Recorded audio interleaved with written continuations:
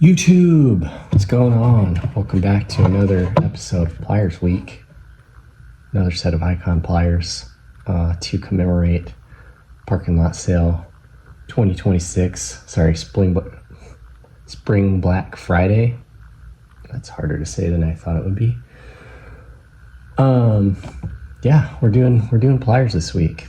This one is the 11-inch pistol grip needle nose pliers. Had these again for a while. I went pretty ham on pliers when they were still available for less than 20 bucks pre-tariff, and I got a bunch of them on sale.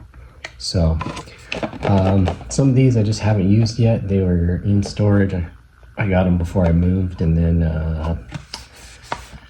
you know how that goes. But obviously I didn't need them because I've had them for quite some time and haven't opened them, but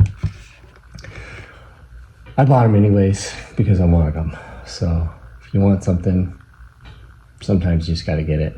But these are the 11-inch pistol grip needle nose pliers. They have the pistol grip like you saw. They also got a spring in them with the same cushion grips. These ones actually, I'll show you, seem a little bit thinner, but they are cushioned.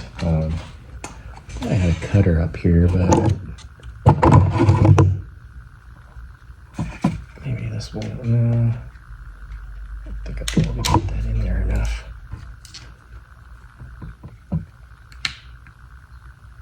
You can't mash it with a crimper and expect it to cut.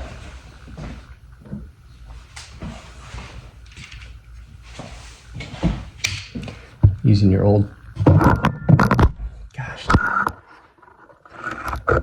pliers to open your new pliers is fun.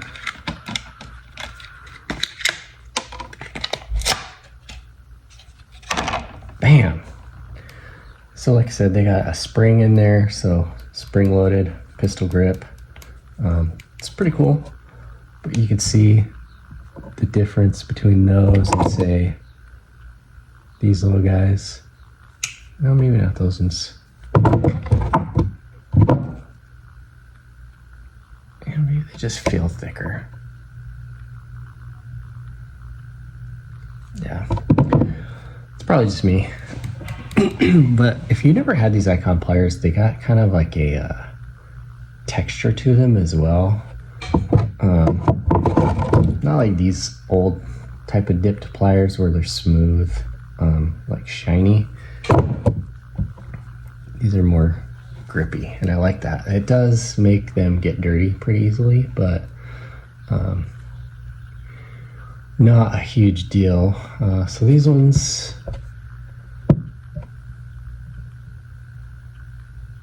man, I should probably have a light on. They got a really fine cross hatch in there, and it only goes, to this part.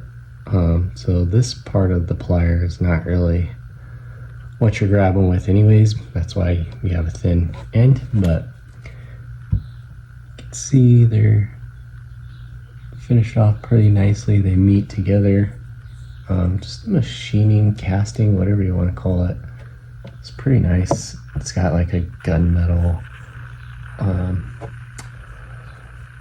finish to it. It's bead blasted, maybe. I don't know what you would call that, but yeah. I think the use case for these is, obviously, let me grab my other long ones.